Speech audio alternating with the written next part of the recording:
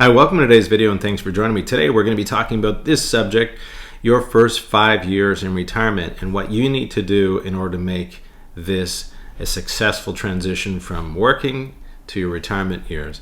And it really is only one thing that's causing the difference of having a successful retirement and one filled with anxiety, and it's really you. Yes, the stock market has something to do with that, but today I'm going to be sharing with you 5 steps so that you can have a fantastic, successful retirement. So without further ado, let's get into why you're here. And don't forget to put those comments below, smash that subscribe button, and I look forward to your comments. Let's get into today's video. So we're going to be talking about mastering your mind shift. So this is really the difference. This is a huge difference of becoming successful in retirement. Thinking about how you approach retirement is going to be the key to having a successful retirement. So it's about going from saver to spender. Now, for the last 30 to 40 years, your only thing that you've been doing is trying to grow that portfolio. That's your nest egg, right? And that retirement asset is something that's been on your mind. You've gone through, if you look at the last 2 decades, we've had some serious declines in the market, violent changes in market valuations, and so I know that you've been filled with a lot of anxiety. Here you are approaching retirement and you're wondering, is there going to be similar events? And the answer is yes, of course. We're going to have volatility always in the market, but it's how you approach this that is the key difference. The financial decisions that you're making really have been key. And then all of a sudden you have someone like myself or other advisors that tell you, you need to spend your money. And this just doesn't feel right. You have this built into your DNA. It's been a habit of yours to just save, and invest your money. And all of a sudden we're telling you you ought to spend your money. It's hard to get around. And so this is a fear that's actually stealing your experiences that you've been dreaming about for decades. It's really important that you keep in mind that this is the time that you've been waiting for. Now, I have to say, nearly every client of mine goes through this transition, if you will, of this going from saving to spending. When I'm doing your plan and I look at, how much money we're going to spend in a given year and where that money is going to come from, invariably it means coming out of your RSPs, for instance, right? And the thought of you taking money out of your RSP and spending that money, it's absolutely paralyzing. I see your reaction. Your body language says, no, like this, I don't want to take that much money. So this is hard to get around. Everybody goes through that transition, but I'm going to share with you how to get through that period so that you can enjoy your money. And you're so afraid of running out of money that you might actually run out of time to enjoy your money. So there's some things you have to keep in mind, and I'm going to show you a plan to give you some sense of the time is very urgent for you. You've hit that milestone of retirement. Clock is ticking. Let's get to it and enjoy your retirement.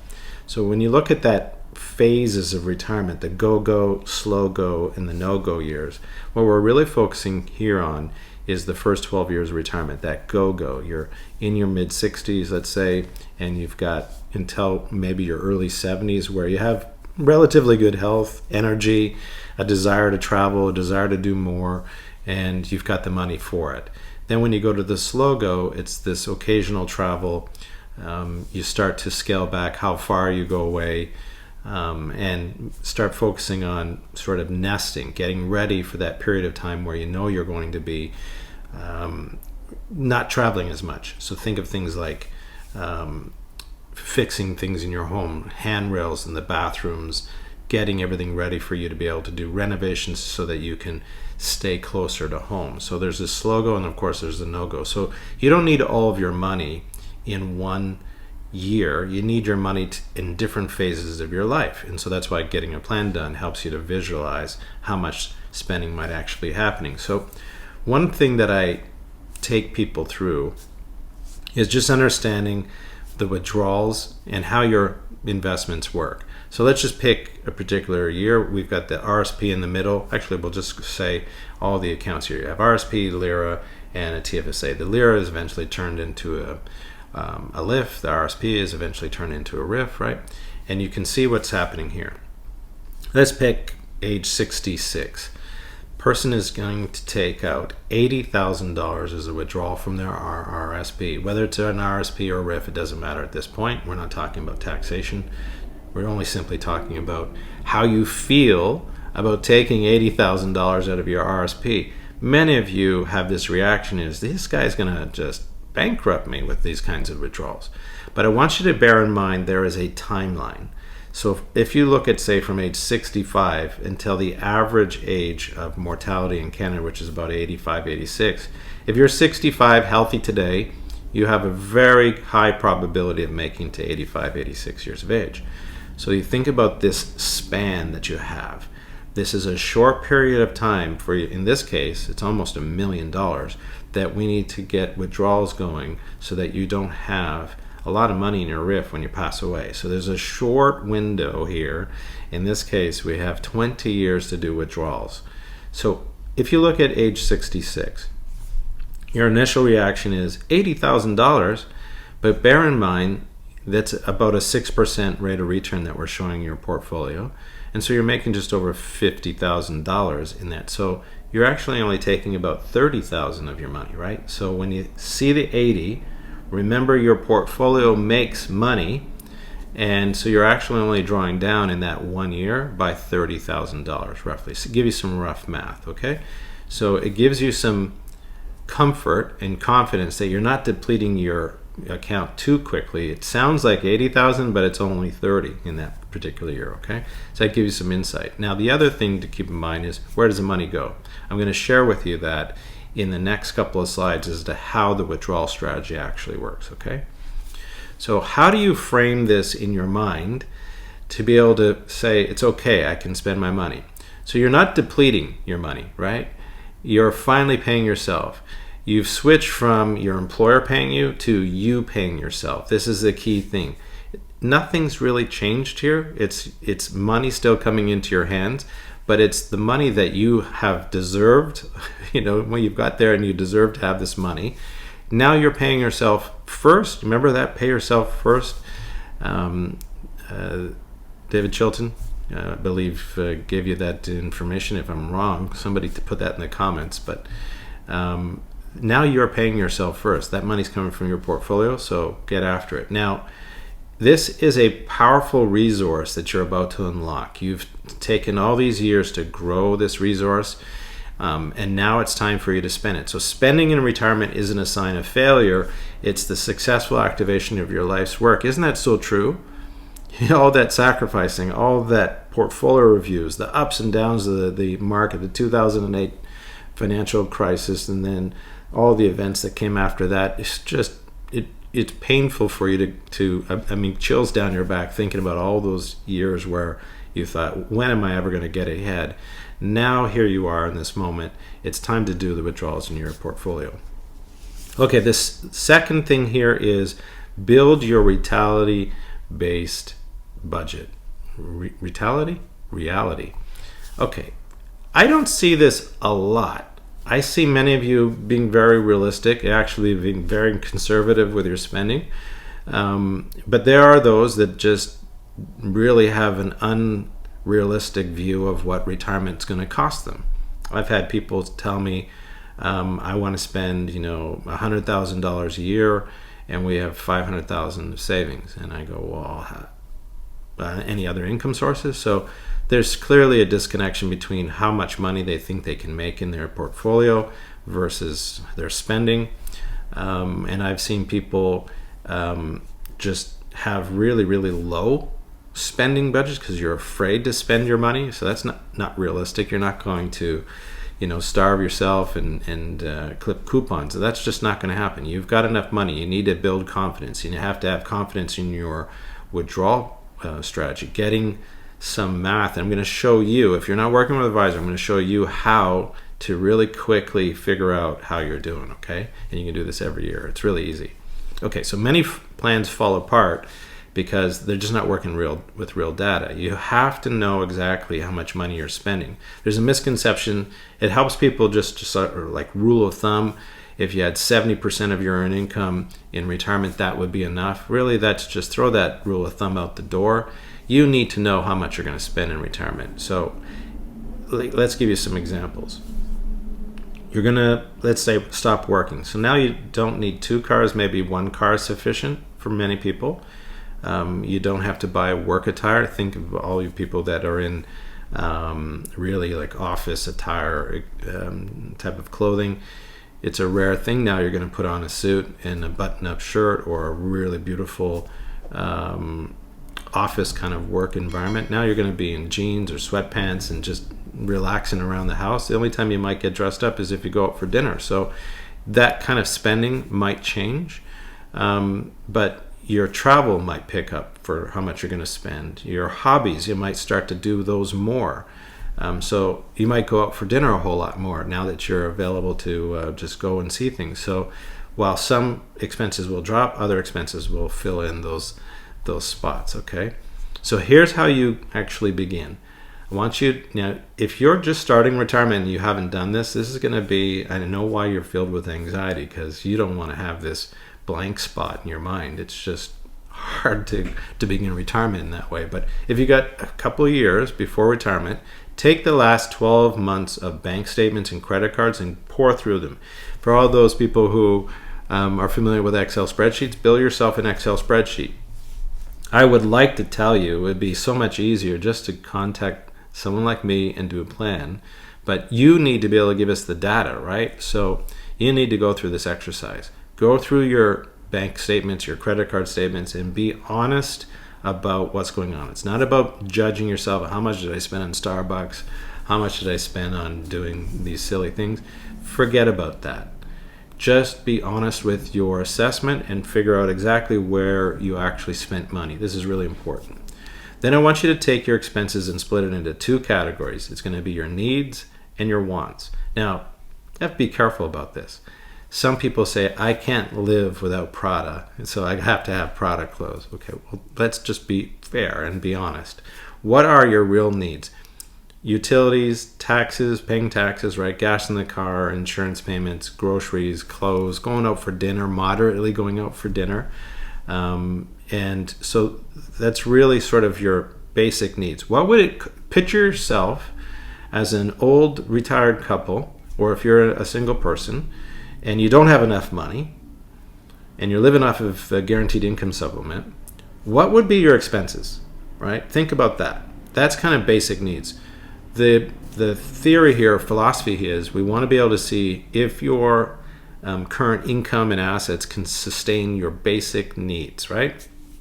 And then we're going to layer in all of these wants. You want to travel, you want to continue to invest in a TFSA, you want to do renovations, you want to give money to your kids. Let's say if you have kids, you're going to be replacing a car 2 or 3 times in retirement. Those are all things that are going to happen and when you want to do that. So divide them into needs and wants. Okay, that's really useful. Remember, this is a fun exercise. Don't get too worked up about it because it's going to lead you to exactly reevaluating what you're spending money on, what's really important, what's not important, and what are the things that you're going to have fun doing. Get excited about your retirement. Okay, now I want you to look ahead and say, of these things that we're spending money on the last 12 months, what are actually going to be changing? So will your mortgages be paid off? Meaning primary residence, will that be paid off? Do you have any mortgages on, let's say, your cottage or a vacation property? Do you plan to do any renovations? Will you increase your travel? Will you replace your car? Cash to kids? Are you going to be buying any real estate like a vacation property? I get so many people when we're doing plans to say we're buying a place in Portugal, or we're going to Mexico buying a place, or we're going to Italy, we're going to live in Italy. Many plans of people doing that, right? So you have to think about what is going to change. And then the other thing you must consider is the impact of inflation on all of those expenses. Okay, mastering the mindset shift. Let's talk about the sequence of return risk. This, by far, is the single most important of all of the planning needs for retirement. You've got to get this right. Yes, of course, The market has to behave well enough for you. You've got to be confident about doing the things you're going to do in retirement and spending the money. But if you get this one thing wrong, this could really be devastating for your retirement. Let's talk about this. By the way, I have a video up here. Go ahead and watch it. I'm going to go through this really quickly, but watch the video on sequence of return risk, and that'll be more in depth. But this is someone's portfolio, okay? And you've got 3 different return profiles, but they all have a 10-year same annualized rate of return, 4.8%. How they get there is wildly different, but it's really interesting to see. So if you see that middle deep blue line, that's just a 4.8% rate of return, end up having $537,000 after 10 years.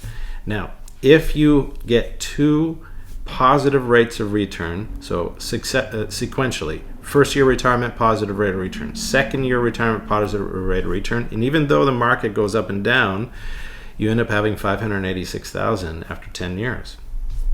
Contrast that to having 2 successive declines in your portfolio. First year decline, first year retirement decline, first year retirement, again, another negative return. You have $472,000. That's $100,000, more than $100,000 difference between the positive scenario and the negative scenario. That's what we mean by devastating. If you want to have your portfolio accelerate to 0, there's no faster way besides just spending your way there, is just having 2 negative returns in the first 2 years of your retirement. So be wary of that. There's a timeline, we'll call this a retirement timeline horizon. So the 5 years before retirement and the first 5 years of retirement, you want to make sure that you minimize negative returns. Okay, so how do you combat this? It's called the 3-bucket strategy, or you've heard cash wedge strategy. I have another video on that. Go ahead and check it out. Really briefly, what does this mean? The first bucket on your left is all about what you're spending in any given year. If you're really risk adverse and you want to have more money set aside, it could be 2 years or 3 years of cash. But essentially what you've got here on the bottom bucket on the left is all the money. Let's say you're going to spend $80,000 and you want to ensure that that $80,000 is going to be there no matter what happens to the market. So you're looking at in your checking account, you're going to have so much money, high interest savings account, money market accounts, bond portfolios. That's what, in GIC, ladder GICs, that's what you're going to have in that first bucket. And you're spending that throughout the course of the year. Now, the middle bucket is where all the heavy lifting is going on. You can see here, this is the 5 to 8 year timeline. You're going to be needing enough money in that portfolio and getting a rate of return that's not crazy wild. Middle of the road rates of return here, right? What does that mean? Maybe like 7, 8, 9%, maybe 7 to 8% would be good. That is going to replenish what you're spending in the first bucket. So if you have a 1 year risk tolerance, that you want to keep 1 year of expenses all in cash, and let's say it's $80,000, that means every year you're going to have to replenish what you're spending from that middle bucket. So you're going to have to move $80,000 into the money market or GICs or bond portfolios. $80,000 has to come from that middle bucket every single year. So you have to calculate how much money has to go into that middle bucket at a specific rate of return that would replenish $80,000. Now, bear in mind, it's okay. This isn't about being static and never running that portfolio down to 0, but you do want to make sure there's enough money in there to last throughout your lifetime. The third bucket is really high rates of return, a little bit more volatility here. You don't need that money right away. You need that money in 9 to 25 years from now. So you can go after higher rates of return. Think of this like your technology stocks, emerging markets. That would be where you could put in also life insurance, whole life insurance. Maybe that's something you're going to tap into later on, collateralize the cash value to supply that tax-free income. So that's where that life insurance would fall into which of these buckets. So it's really this waterfall effect, right? You'll see the third bucket is going to flow into the middle bucket to replenish all the money it's been sending into the first bucket. So this is this waterfall effect. That's how this works. Talk to your advisor about how you actually structure this in your portfolio. All of my clients have money market accounts where we draw money out to pay for their lifestyle expenses, and everything else is invested, right? Okay, tax efficient withdrawals. I said to you before, I'm going to show you how this works in a plan. And so let's get to it. So when you think about how you withdraw your money, this is really important just as much as how the money is being invested. It's super important. If you get the withdrawal sequences wrong, could cost you tens of thousands, even hundreds of thousands of dollars. Most of the plans that I am doing are in the hundreds of thousands of dollars of tax savings, and I'll show with you here so you can see what I'm talking about. It's really quite easy. Back to that original slide, and we have the years on the left-hand side and the ages and the tax rates and so on. The effective tax rate, you can see there, we're trying to keep that fairly static all the way through their life, about 17-18% tax effective tax rate. And you can see what happens in the RRSP. First year of 65, we're saying take out 75,000 out of your RRSP. And then the next year it's 80,000, and the next year 95. Why are the amounts different? Because we want to keep that tax rate level across. But why the difference? Because they have maybe other expenses going on in their life. So there are years where they travel more, or they're buying a car and their expenses are going up, and so more money is needed, less money is needed. So we need to vary the amounts that are coming out because their tax rate is changing depending on how much money they need. And also they could have other income sources, right? Now, the other income source here is the lira, which is eventually converted into a LIF, and this is representing maximum LIF withdrawal. Now, how do you, everybody asks this question, okay, I get that this is going to save us hundreds of thousands of dollars in taxes by having a tax efficient withdrawal. This person is going to be out of, you don't see it, I don't need to draw everything down to show you how it works, but this person is out of their RIF by about 85, 86 years of age. That's what I try to have for everybody when I'm doing a plan, unless you have a shorter life expectancy. And what do you do with the money you're not going to be spending? Let's assume they're not spending all this money. It's going to flow into the TFSAs. You can see on the right hand side, they're making TFSA contributions all their life, and they've filled up all their unused room. So now the leftover can't go into the TFSA. It's got to spill over into their non-registered account. So again, waterfall effect of your money coming out of the RIFs, coming out of the LIFs. So people have also asked me to do stop using acronyms. So your registered retirement income fund and your life income fund, the money that flows out of that flows into your TFSA first. What's left over flows into your non-registered account. Now, everybody says, I get that, you're saving us a lot of money, but what do I do with the $75,000? So let's talk about that. When we went back into the 3-bucket or the cash wedge strategy, that $75,000, part of that is going to tax, right? Because you see your tax rates on the left. Actually, you see $15,824 in year of age of 65. Their total tax is $15,824. So that's what's got to be taken and given to CRA, Canada Revenue. And the rest of their income is theirs to put to whatever goal they have. So you think about your expenses, travel, car, cash to kids, renovation, daily living, all of that income stream, along with, if you're taking CPP at that time, CPP and old age security, all of that is going to be used towards those goals. Anything that you don't need goes to your TFSA non-registered account. Now, about all of that cash, you're going to take how much money you need for a given year. If you have, let's say, a 1-year risk tolerance, so let's say, again, it's $80,000. I'm assuming they have other income sources here. And so that money would go into that ladder GIC, your bond portfolio, high interest, money market accounts, and cash. But the 75, do you take it all at once or do you take it monthly? Everybody asks me that question. So here's how I approach this with people. If the markets are in a growth cycle, then take your monthly payment. Do not take it all out in one shot. Just do month-to-month payments. That's the way I approach it because the markets are doing well.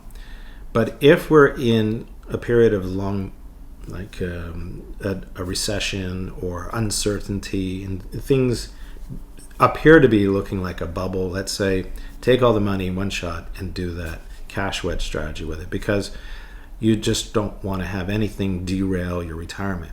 But if we have, it looks like, when you are paying attention to the news, talking to your advisor, and everything seems to be going very well for the next few months anyway, or for 6 months, then do month to month. Allow that money to grow and be tax deferred so you're not paying tax on the growth. But if things are changing, then take it out. How I approach this is every year when we do reviews. So I'm meeting my clients twice a year in January, February, do annual reviews. What's your need for cash? Do we need to make changes to your portfolio? Where are you spending your money? How much money do I have to have available for you to enjoy your lifestyle? And then again in July, August, go through the same process again. How are you doing for capital? How much cash do you need? What's the next 6 months look like? Are we in the right positions? It's a cycle, keeps going around and around. And also, we're updating your plan every January, February as well. Okay. Well, that leads us into the annual review. You should be having an annual review. I encourage you to get a financial plan done, a retirement plan done. It's seeing the outcome of your planning decisions before you commit to them. I encourage you to do this. It's so much easier just to get that done than you trying to figure out Excel spreadsheets and calculations. But this is so important. Okay, so let's look at what you can do yourself if you are resisting working with an advisor, or just want to do it yourself. This is a very simple thing to go through, a process to go through every single year. It's super easy. I'm going to show you how this works. Okay, 4 quadrants here. I developed this for the institution I was working for to help advisors very quickly go through like a 30,000 foot level on how are you doing as an individual or a couple. Think of it like a checkup with your doctor every year, a physical. This is what this is for. How are we doing? So let's look at the first quadrant. It's called liquidity. This is where do you have access to really fast, easy cash if there was an opportunity or some kind of disaster, like you need to fix some furnace breaks, roof breaks, flooding in your house, and you don't have insurance. I don't know. You need access to capital because it's really a problem, maybe a health issue. And then what would happen if you had an opportunity? Where would you get the money from? So is your situation set up that you don't have any cash reserves and you'd have to dive into debt, line of credit, credit card? That's what you want to examine here. So what is your liquidity for you? Figure that out. You should have cash set aside as opposed to going through debt. Like a hard debt would be, a bad debt would be credit cards with the interest. An easier way to do it would be making sure you have lines of credit established as you go into retirement. The second one, retirement. Now, retirement is not just about the balances of your portfolios, but it's also about the construction of your portfolio, how much you have versus your spouse has in each of those accounts, and what kind of income, what's the amount of income that these portfolios will generate in retirement. So it's a little bit bigger of an exercise, but like just from a cursory level, you say, okay, how much do we have in RSPs or RIFs and LIRAs and LIFs, and how much money do you have in TFSAs and non-registered accounts? What are your other income sources? Do you have rental income? What's your CPP and old age security going to be? Do you have any expected, you may want to think about this, but do you have any expected inheritance? Is it going to change the way you do everything? Or is it really not enough money to really change the way you're doing things? Out of your portfolios, are you invested in the right areas in retirement? The way you invested your money coming up to retirement may not be the way you invest your money, should not be the way you invest your money while you're in retirement. So it's a very quick look at what are our balances, how much money, and then think about how much income. Now, you could go to, I'll put the link here, I'm trying to remember it, but this is a website that I direct everybody to that helps you with calculators. It's an easy thing for you to go after. Put in your money in your RIF or your RSPs, and it'll tell you what's your RIF minimum, and it'll give you some income ideas to help you in that area. So I'll put the link below here. The next is financial security at death. How are you dealing with what happens when you pass away? How much life insurance do you have? Is it term insurance? Is it going to cancel when you're 75 or 85 and then you don't have any insurance?